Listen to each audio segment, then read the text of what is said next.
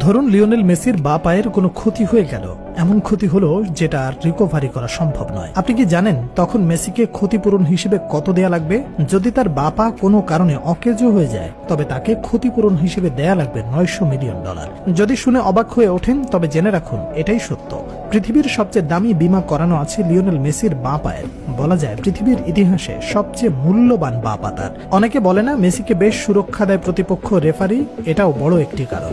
যদি মেসির কিছু হয়ে যায় তাহলে এত বড় ঝুঁকি কে নেবে?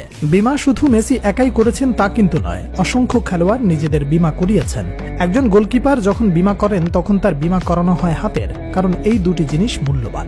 পজিশন ভিত্তিক অনেক কিছু বদলে যায়, নিজের খেলার ধরনের উপর সবকিছু নির্ভর করে। সেভাবেই মেসি বেছে নিয়েছেন তার সবচেয়ে মূল্যবান বা পা। রোনালদো বীমা করেছেন তার দুই পায়ের, যদিও তার বীমা মেসির আশেপাশেও নেই। শুধু রোনালদো একাই নয়, বাকি যত ফুটবলার আছেন তাদের সবারটা মিলেও মেসির বা পায়ের কাছে আসতে পারেনি।